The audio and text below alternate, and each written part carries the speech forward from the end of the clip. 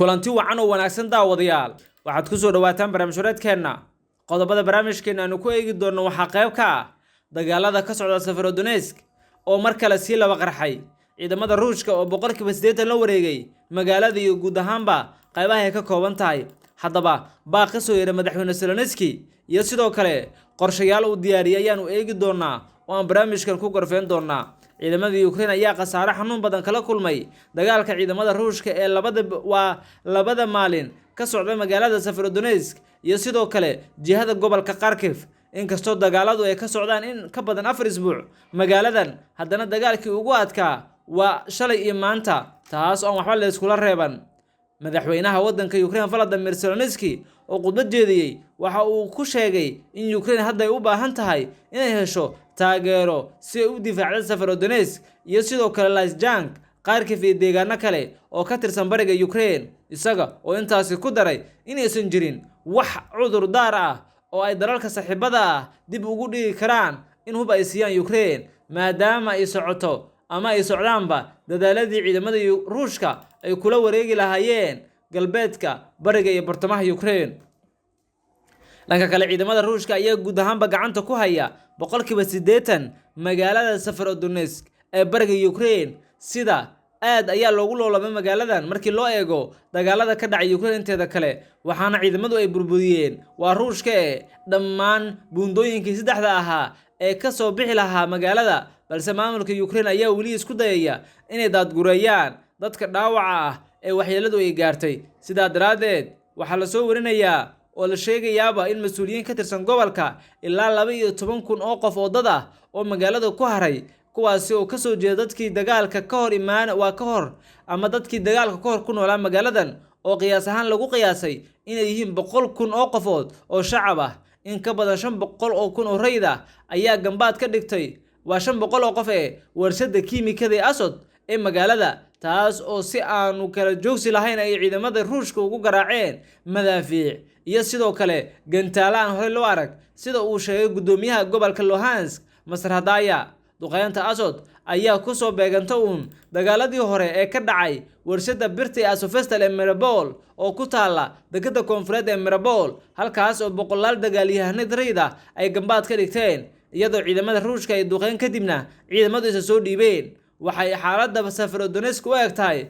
Mariupol waxay xaaladda warshada kiimikada ee Azot u egtahay xaaladda warshada birta ah ee Azovstal ee Mariupol sababtoo ah Mariupol markii dagaaladu ay ka socdeen dhowr toddobaad ka hor ciidamada Ruushka waxay Ukraine ku amreen inay isdhiibaan laakiin way ka dhaga adeegeen duqeymo ayaana la dhacay guud ahaan warshada sheekaduna hadda waa tii oo kale warshada ayaa la duqeynayaa kadib markii ay diideen ciidamada Ukraine inay isdhiibaan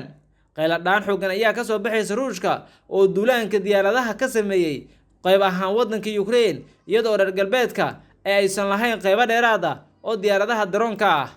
madaxa ilaalinta hawada sare ee Midowga Yurub ayaa sheegay inuu aad ugu walaacsan yahay badqabka diyaaradaha ay sameeyeen reer galbeedka ee ku sii duulaya Ruushka iyagoo aan helin agabka dayactirka ah ee saxda ah maadaama ay suuragal tahay in wax walba ay la kulmi karaan inta ay hawada ku sii jiraan oo ay ku sii jeedaan wadankan la yiraahdo Ruushka Midowga Yurub iyo Mareykanka ayaa aad ugu dhawaaqay ama ugu dhaqaaqayba sidii ay Ruushka u xadidi lahaayeen agabka gaarka ah oo duuliyaha la xiriira kuwaas oo ay dadka Ukraine ay aaminsan yihiin in Ruushka laga ilaaliyo wax walba Ruushka ayaana ku tilmaamay ficilada ay ka wadaan Ukraine ama ficilada uu ka sameeyay Ukraine hawlgal gaar ah oo uu ku bartilmaameysanayo in nabad uu ku soo dabaalay Ukraine tani ma aha mid aan ammaan ahayn sidaas waxa leh Peter Kay oo ah agaasimaha fulinta wakaaladda badbaadada duulimaadyada ee Midowga Yurub EASL loo soo gaabiyo waxaana uu sheegay ama warfidiyeenta uu sheegay in dhinaciisa shirka isagoo intaasi ku daray in nidaamyadu aysan ahayn kuwa xoog wanaagsan leh ama xog wanaagsan laga hayo oo ku saabsan qaar badan oo kamid ah diyaaradaha ku duulaya Ruushka ama aadaya kuwaas oo ay ku jiraan kuwa ay leeyihiin reer Yurub waxaana uu sheegay in tallaabo laga qaadi doono iyaga oo la kulmi doono arrimo la xiriira dhibaatooyin dhanka hawada ah sida uu sheegay waxaana uu sharciyada ku tilmaamay mid baalmarsan sharciyadii wadamada ruushka ay ku heshiiyeen iyo kuwa reer galbeedka. ruushka ayaa waxaa la leeyahay inta badan dagaalada Ukraine ku guuleystay, isaga oo qaybo ka mid ah bariga Ukraine gacanta ku haya. Severodonetsk oo ah bartilmaameedka ugu weyn ee bariga waddanka Ukraine toddobaadadii la soo dhaafay weli waxa ku xaniban ciidamada ruushka, inkastoo ay gacanta ku hayaan magaalada inteeda badan iyagoo burburiyay dhammaan qaybihii ay ka koobnayd magaalada. waxa uu qiray ciidamada Ukraine inay duleedka warshada ee magaalada ay ku sugan yihiin sababtoo ah habka dhulka oo ay kaga gubteen hubka culus ee ruushka isticmaalaya. ilaa 12,000 oo qof ayaa magaalada ku jira, waana suuragal inay saameeyaan. 2 qof ayaa lagu dilay, mid kalena waa lagu dhaawacay gobolka Luhansk sida ay sheegeen mas'uuliyiin ka tirsan Ukraine. guud ahaan 70 qof oo rayid ah ayaa laga daadgureeyay gobolka Luhansk 24 saac ee la soo dhaafay, ayuu yiri gudoomiyaha gobolka. dhanka kale ruushka ayaa mamnuucay in saxafiyiin ka mid ah kuwa Britain iyo shakhsiyaad kale oo caan ah oo warbaahinada reer galbeedka ka shaqeeya inay ku sii sugnaadaan waddankooda. Moscow ayaa waxay gebi ahaanba mamnuucday 10 saxafiyiin British ah sida wakaaladda ama wakiilka ay ugu yihiin warbaahinadooda ku yaala Ruushka, Moscow iyo caasimadaha kale ee guud ahaan Ruushka iyo saraakiisha difaaca inay soo galaan dalkeeda. wasaaradda arrimaha dibadda ee Ruushka ayaa sheegtay tallaabo ay Moscow ku sheegtay inay jawaab u tahay cunaqabateynta reer galbeedka iyo fidinta xogta beenta ee Ruushka. 29 wariye iyo xubno ka tirsan hay'adaha warbaahinta Britain ayaa si shakhsi ah loogu mamnuucay inay yimaadaan Ruushka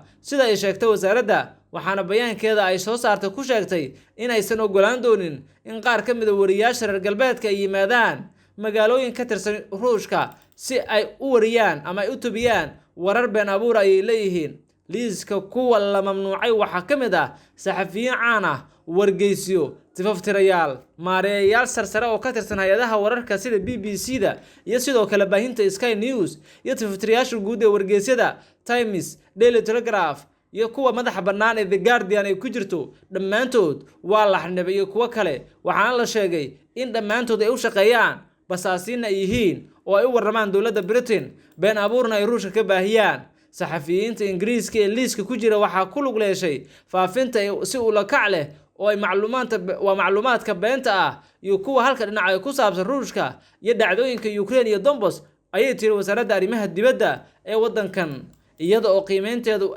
waa si eexanaysan u sameynin, waxay sidoo kale gacanta ka geysan doontaa kicinta waxyaabaha la xiriira bulshada Ingiriiska in ay ka hortagaan dadka Ruushka ayay leeyihiin. suxufiyiin badan oo ajnabi ah ayaa ka tagay Ruushka kadib markii maamulka Moscow ay soo bandhigeen xabsi ilaa 15 sano oo lagu eedeeyay in ay ciddii faafisa war been abuur ah ay la kulmi doonto, ama war been abuur ciddii lagu qabto maxkamadda ay mari doonto xabsi 15 sano ay qaadan doonto. haddaba markii ay soo saartay warkaas iyo go'aankaas, guud ahaanba Ruushka waxaa isaga cararay boqolaal saxafiyiin oo ajaanib ah oo ka howlgalayay. Moscow ayaa sidoo kale mamnuucday adeegsiga erayada ay ka midka yihiin dagaal iyo duulaan, waxayna ku tilmaamtay weerarka Ukraine howlgal ciidan oo gaar ah. waa wax laga xumaado, laakiin gebi ahaanba waa la yaab,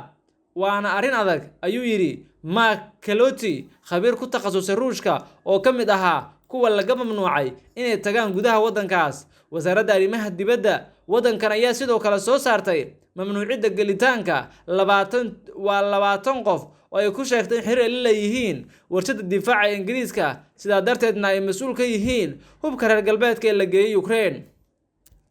hadalhayn ayaa ka dhalatay markii go'aankan ay ka soo baxday dowladda, aad ayaana loo hadalhayay. London ayaa taageero military u fidisay Ukraine oo ay ku jiraan in loo diro nidaamyada difaaca hawada, kumanaan gantaalada lidka taangiyada ah iyo noocyada kala duwan ee rasaasta, boqolaal baabuurta gaashaaman iyo qalab kale. waxaana ka mid ahaa xubnaha laga mamnuucay taliyaha ciidamada badda Admiral Benjamin Kay, wasiirka gaashaandhigga Jeremy Quinn iyo saraakiil sarsare oo ka tirsan kuwa waddankan waa shirkadaha difaaca ee hawada sare ee BAE loo yaqaano system, iyo sidoo kale Thales UK. dhammaantood cawaaqib ayay kala kulmi karaan Ruushka, waxaana lagu soo rogay in aysan u safri karin waddanka Ruushka la yiraahdo ee duulaanka ku qaaday Ukraine. guddaan saaxiibayaal, halkaas aynu ku soo gabagabeynayaa barnaamij wareedkeena tan iyo qaybta kale intaanu ku kulmi doonno. nabadgelyo.